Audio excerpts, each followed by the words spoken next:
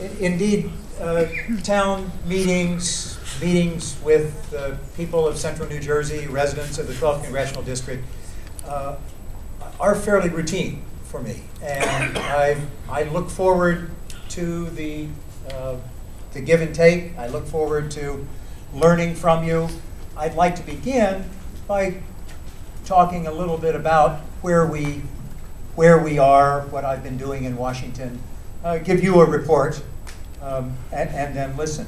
You know, it's really my job to understand the values of the people of the district. And I'm really, I must say, proud of my reputation for being accessible and listening. It's what I do. I need to hear from you if I'm going to do my job, which is, in part, voting on your behalf in Washington, in part, giving voice to what's on your mind, letting the rest of the state and the country know what's working, what's not working here in Central New Jersey. It's also necessary for me to hear from you if you have specific questions and problems.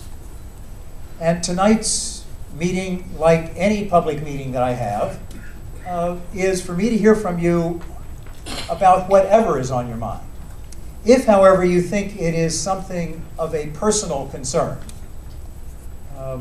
you have a specific problem, I would suggest that you talk with one of my staff members here, Steve, Nell, Leslie, so that you can give them the specifics and I can turn to your problem. If you think your question has more general interest, of course, you're welcome to give it to me here. I find, as I go around the district with telephone town halls, meeting people on the street, I talk with commuters. In fact, I was here at the Middletown train station 6 a.m., I don't know, 10 days ago or so, or meetings like this. One of the first things I always say is this is a meeting to make the point that we don't have to have meetings. There are lots of ways you can be in touch with me, by email, by phone, by fax. Over the last year, I've answered something like 25,000 letters. I have answered them. And so this is, if I don't get to your question tonight, it's not your last opportunity. If you have written down a question and you've given me sufficient information, where you live in the 12th district, your address, your mailing address, your email address, and that sort of thing, I will get back to you. I will try to get to enough questions to cover what I think will be all the kinds of questions that people have. I do have a particular responsibility to the residents of the 12th Congressional District. And so I will give first priority to questions from people who have asked me to represent them in Washington, or who maybe didn't ask me to represent them in Washington, but whom I represent. So as time allows, I will get to those other questions as well.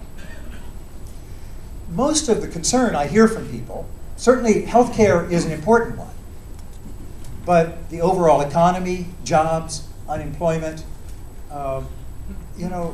the state of our air and water, there are a myriad of concerns that people have. And perhaps we will touch on some of those tonight. I have expected to deal more with healthcare tonight, but it's not limited to that. What I'd like to do is say a few words about what is taking place in Washington with regard to healthcare.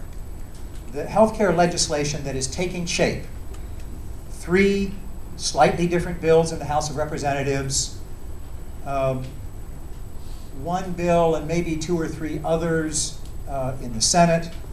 Those are moving forward through the process. In fact, it's certainly important with a lot of attention, but it is the typical legislative process. Input from all over.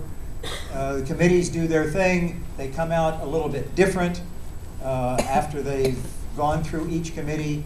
They have to be reconciled because ultimately there has to be one piece of legislation if the Congress is going to be able to send anything to the president for his signature.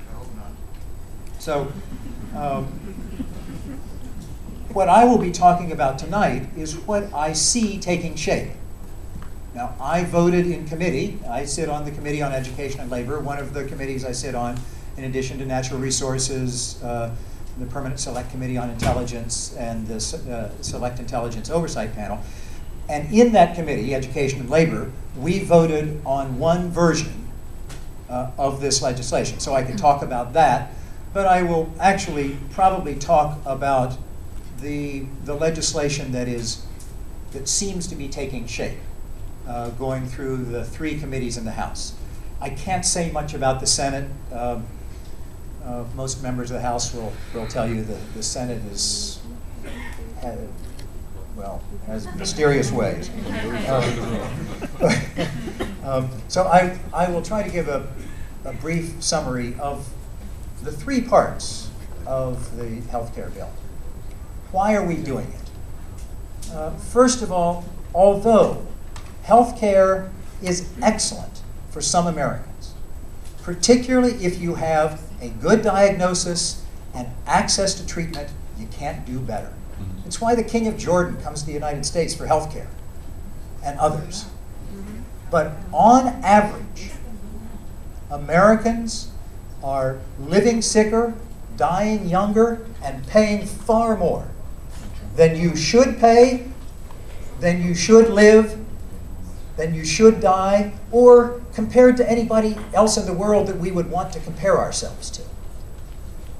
We've got, for most Americans, a healthcare system that's broken. It's not working.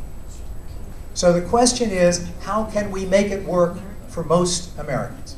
There are 3 parts to the legislation that's going through the House now. The first part deals with the large majority of Americans who are insured through their employment.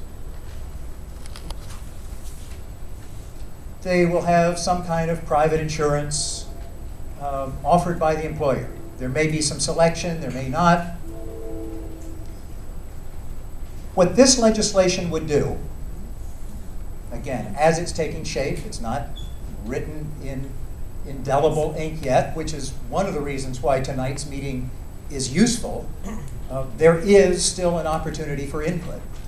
As it's taking shape, the private insurance, in fact, all insurance in America, would be subject to some elevated standards to make it work better for you, for those 75% of Americans who carry that insurance.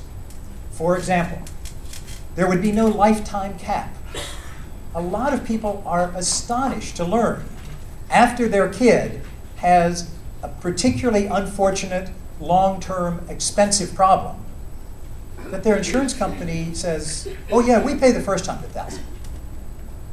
After that, let's hope you have some value left in your mortgage. Or secondly, the kinds of national standards that would be imposed would be no copay for preventive care, no limits on patients insured with pre-existing conditions. They can't charge you more, they can't deny you for pre-existing conditions. There are a lot of people I know, because I often hear from people in this district who have problems.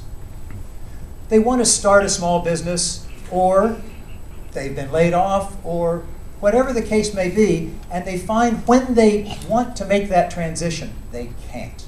They run into a wall with their insurance.